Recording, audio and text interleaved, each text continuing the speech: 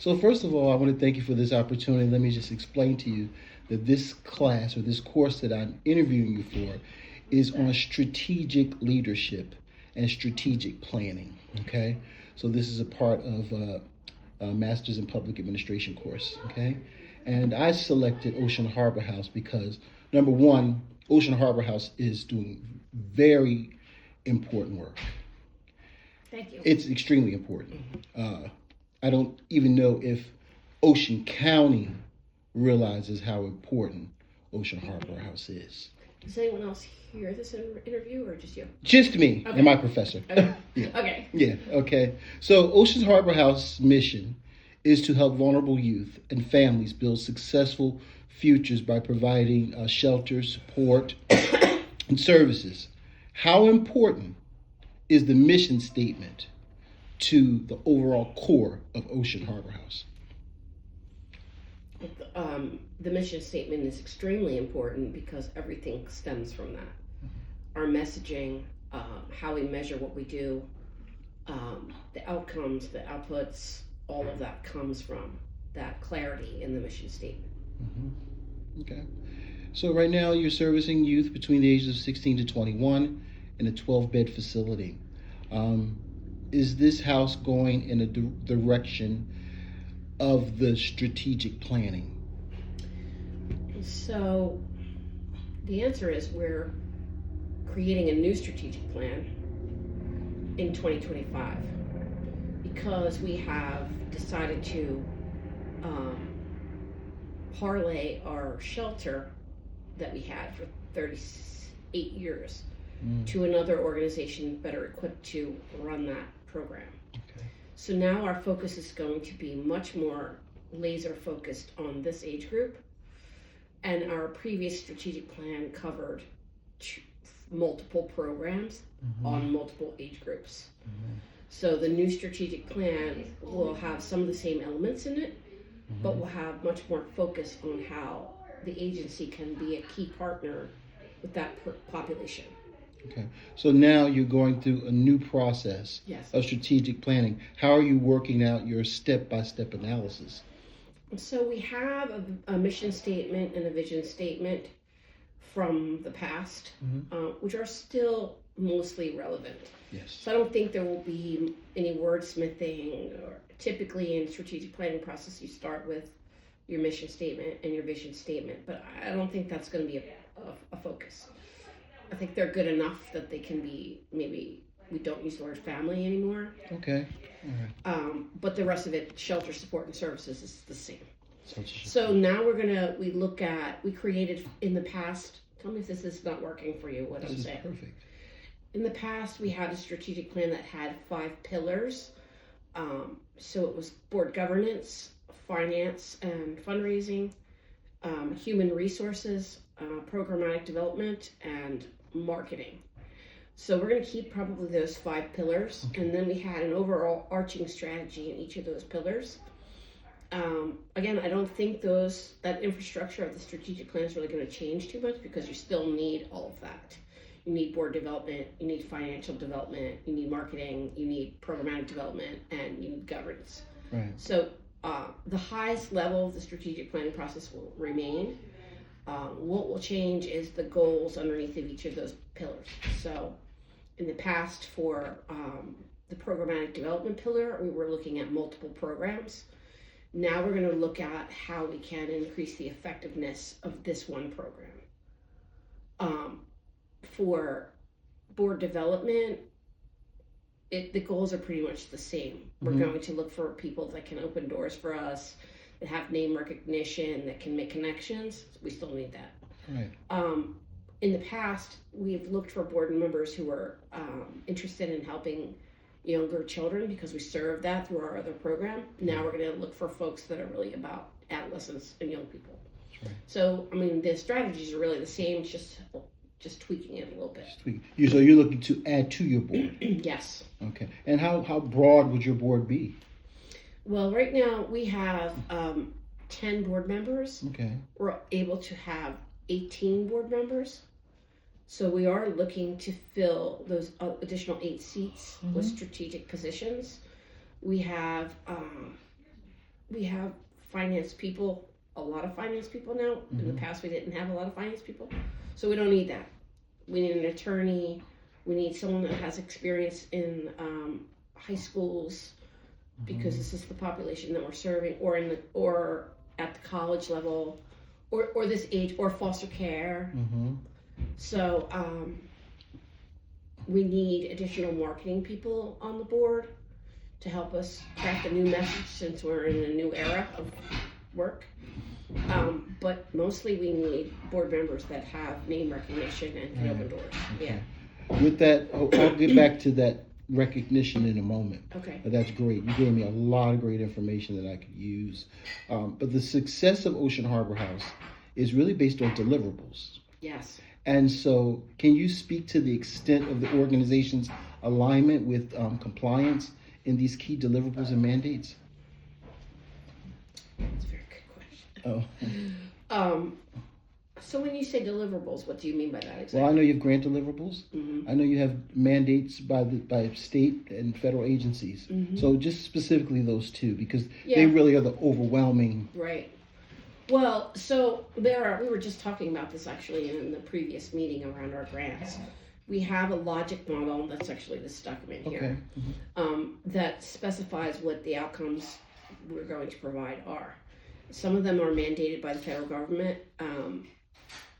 Most are not. Most, they're internal. Internal. But so we talk about improved, ability to solve problems for young people. When they come here, when they leave here, they'll have improved ability to Is that solve an problems. internal mandate? That's an internal Yes, mandate. right. Yeah. They will have completed their GED Mhm. or whatever is needed to go to the next level. Right. All of them are required to save money, so Mhm. that's an outcome that we really need to have. So another outcome would be another deliverable, which I'm calling outcomes, kind of the same thing. Mm-hmm.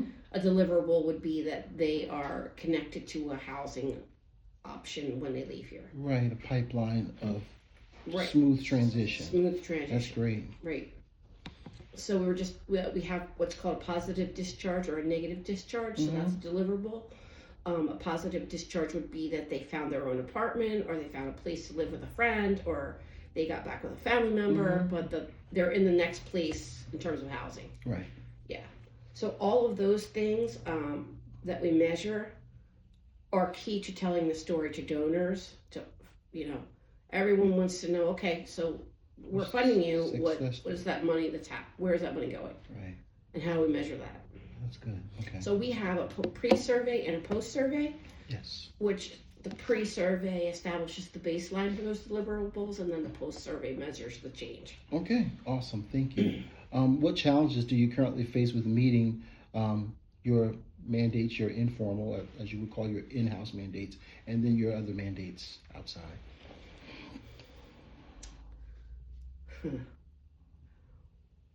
Well, And this remains confidential. This is not shared with us. no, there's multiple challenges. One challenge is the actual population themselves, the age of the population. So, you can have every good intentions of driving these results, but the young people, if they don't want to do the activities required to do that, you're not going to have the outcomes that you desire, right? Unfortunately. Yeah. Unfortunately. Also, the culture of the organization is a challenge. So if you're not an outcomes-driven organization and you're not constantly reporting on that, checking the reporting of that, for example, we were just talking about that a minute ago. It's like you can say you want these outcomes all you want, but if you don't have a tool to measure them and that tool isn't being updated at all times, Right. when you go to get the information about the deliverables, it ain't there. So, Yeah, right. you know what I mean? So, Of course. having a culture of reporting on deliverables, it's not just a program like, okay, we're going to do whatever we do, and the young people are here, and we're, but it's about, okay, what's the change in behavior? That has to be the culture, and we've struggled with that. Staff, for various reasons, can't connect that they're here for those reasons, you know, and we have to measure those reasons. Like we constantly have to be talking about those reasons and those deliverables. So staff culture, I think, is an issue. Mm-hmm. Also, the tools themselves. So do we have reporting mechanisms like Apricot, like that are easy to use, that are easy to capture this information? Garbage in, garbage out, right? So if we don't have a tool that can capture the deliverables, how can we report that? How do you mitigate the issue with staff not being aligned with, all the way aligned with what you require, what you know? I think that's going to be just more communication around that. This is something that has to be repeated. So in staff meetings, we just started to talk about doing this. So this logic model I made for a federal grant, and it has all the deliverables that we just talked about and more. Yes. But I bring this to people's attention. They're like, I never saw that before. Right. So a document like this should be presented at every staff meeting. Like, how are we doing on these outcomes and deliverables? Right. How are we measuring them? Let me pull a report on this. And if you can't pull a report in real time, then we're not working on it. That's right. So it has to be constantly top of mind. I don't know if this is hung up in the office or it's captured at every staff meeting. Right. Or I ask for a report on it every month so that if I don't get the report, I know that something's not right. Right? Or if it's handed to, well, that's my opinion. I'm sorry. Well, we're gonna if it's just handed to the staff and they have to sign off on it. Absolutely. That's more of an acknowledgement that, okay, I know you know because you signed for this. And you're right. We have to get to that, and that's sort of like babysitting. I have to say, did you actually see this? Sign a document saying that you saw this. Yeah. But I think we actually are there, so that's a good suggestion. Yeah. Okay. Well, you've already talked about some challenges that you're facing. Ocean Harbor House has faced many challenges. I would say, what are the two pressing issues that are currently facing the organization? So the number one challenge facing the organization is messaging. So we were talking about launching a family shelter for 18 months. Now we will not be. So it's going to be about how do we establish trust and with donors and funders, and say specifically donors, individuals, which makes a needed portion of our budget, because the federal and state grants do not cover everything. So private foundations, private people, the messaging to them is key, because they're going to have to fill that gap of funding that the grants don't match. So for them, they're going to be like, what? Okay, you said you were doing a family shelter, but you didn't do it.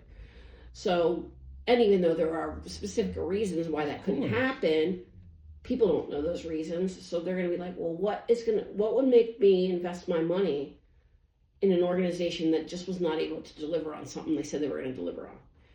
You tell me you're going to improve this existing program. How do I know you're gonna? And what does that plan look like? So I think really reestablishing strong connections with every funder about we're moving forward with one program versus multiple programs. And we need you to buy into that. I think that's the biggest challenge. And always another challenge is funding, because those grants do not fund everything from the program. And they're grants. So, for example, the federal grant that we get every year, it's not guaranteed. And we get a continuance every year. We had a 3-year grant. So in the year 2 and 3, you have to just kind of fill out what's called a continuance, which is really nothing. But the actual new grant will be done in 2025. And it's a $250,000 grant. But if we didn't get that $250,000 grant, we would be in trouble. So it's going to be about how do we really, that's going back to deliverables. How do we say what we're going to do and be able to show we're going to measure it, so that grant is top. Because it's a highly competitive grant across the country. You could get a score of a 99 and you still would not get the grant. You have to get 100. So And in the event that we did not get that, we would have problems. Right. So we're trying to diversify that funding to really incorporate new people, new donors, new individuals, new sponsors. So that is always a challenge. Mm-hmm. So that they tie together, though. They If you don't do, have a strong yeah. message, Right. that's going to be Just tough to do. speaking to your strong message, who's your PR person that's in the community? Who's going to the Rotary dinners and who's going to maybe sits on the PIC council or Yeah. who does that stuff? So Donna and I and Dawn do that. Okay. But we've brought Jay's role is a hybrid role. Yeah, So when we created that role, the role of the youth navigator last year, it was with the intent to do more of that. So he does that. Good. Jenny's been doing more of that, Mhm. and we'd like to have even more staff Mhm. be involved in that. Mhm. Our board should do that, but they typically do not, because that's not the culture of this board, and we need to fix that. Okay. So that's a third challenge, is the culture of the board. Mhm. Right now we have a board that is focused on finances, which is good because we didn't have that in the past. But they are not door openers. They're not people. The culture isn't like the board is going to go and speak to a community group, Right. right? And we need to have more people that can do that. So the third challenge is the culture of the board being able to do that. Mm-hmm. Thank you. That's a good question. A good answer. So you face these challenges. We talked about the pressing issues. You've identified the pressing issues, and we've talked about the top pressing issues. What are your steps to? You kind of really answered them in a twofold way, but more specifically, what are your steps to mitigate these issues? So we're working with a marketing and PR firm to help us create the most impactful and succinct messaging. We've actually hired someone to do that. Okay, good. Because we've done that a million times internally, and we have lots of arguments about what wordsmithing and, no, we should be saying that, no, we should be saying this. So we hired a firm that actually does this work Okay, to help us create the messaging. of course. In terms of the second challenge, which is funding, we're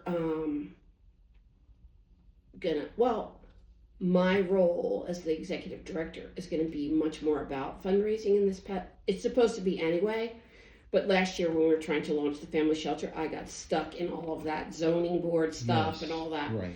So now that I don't have that, my role can be more focused on development, raising money, but also we need to really change our development plan, meaning instead of just sending letters out to donors, we print a report of the top 200 donors, and I ask them to come in and talk to me or Donna, and then we take them on a tour or we show them what's happening in the program. But it's got to be face-to-face meetings versus this kind of transactional engagement. It's got to be real engagement. Do you have a luncheon for your donors? No, but we're going to have a dinner for our donors in the TLP in March. Okay. So that's new for this year. Okay. Yeah. So that's what I mean about really engaging them in more face-to-face ways. Mm-hmm. Yeah. I'm surprised. This county, and this is just kind of off, because I grew up in this county, and my dad was the vice president of public relations for the gas company. Oh yeah, I didn't know that. And this town was very, very much into the luncheons and the community-driven organizations and even the Rotary dinner. When we went to the Rotary dinner, I was shocked that was the same Rotary. We used to have our Rotary. They have the Christmas party at Sidus. It was just a big thing, and there was Rob Marshall was in there. It was just a big thing. Yeah. But I think your challenge is probably the culture of the area. Yeah. Oh, that's true. And that's what I wanted to lead into the next question. And I understand some governmental issues and the mayor's take on homelessness and what he feels that we don't need and what we need in this county. But what are some external threats that Ocean Harbor House is facing externally? Oh yeah, well, you just hit the nail on the head. I mean, so the culture here is that homelessness is not an issue, or homeless people are bad, and homeless young people are bad, or delinquent, and that's the impression that people have. in government. In government. And so government, this local county does not fund us in any manner for this service. In no way, shape, or form. Mm-mm. Wow. Yeah. And their funding has been focused on things that are years out versus happening now. So they focused on a program for young people, but it's 3 years out on a farm. Versus, we've had this program for 20 years. What, you could be Right. funding that. And I don't know what the reasoning for that is. It could be because they feel like, yeah, it's already been there and not really seeing any innovation there. That's what they say. They say that our program is not innovative. In what way is it not innovative? Yeah, they've said to me, you've been doing that. Okay, so what? Like, what are you doing new? Like the farm example is, I'm bugged about that because Wawa put a farm out there. the county's funded like $1 million to a program where youth can work on a farm, but the farm doesn't even exist yet, and there will only be 4 people at the farm. So I don't know what I don't know what the reasoning for that is, but that's a big challenge. Yes, and you mentioned the mayor, so the mayor is adamantly opposed to services for homeless people. Mm-hmm. So that's a big challenge. Okay. Yeah. Well, I want to thank you because you've That's answered. it? No, I want to just ask you to expound on the face of Ocean Harbor House. You did mention your new marketing. A part of my research on Ocean Harbor House was to just look at the media presence that you have, and it's noted that the best form of exposure, especially in this nonprofit and homelessness, is the Instagram. Your Instagram's great, but how do you make it more interactive? Do you have that's something that you'll do with your marketing people? Maybe a message from you. Mm-hmm. I think your face is very important in this agency. A message from me, more messages from the youth that we serve. Right. We were just talking earlier about getting some footage from the young people who agreed to do that. Mm-hmm. Whether 30 seconds of why they're here. Right. I mean, you say that a message from me is impactful. I don't know if it is because I've been here 5 years, and it's impactful it could because in any organization, the leadership. the leadership is so imperative. Mm-hmm. And people, just like I'll use a church for example, and people say this about the black church, but I believe every church wants to see their leader in his success. Yeah, for sure. Because who wants to follow a failure? Right. And you have proven success, so you should highlight that. Yeah. Thank you. Yeah. Okay. So, what are your other plans to increase community visibility?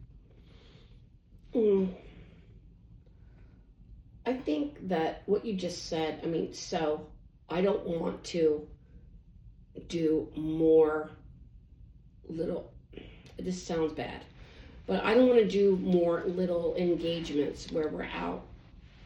Not saying that small groups are not important, Mm-hmm.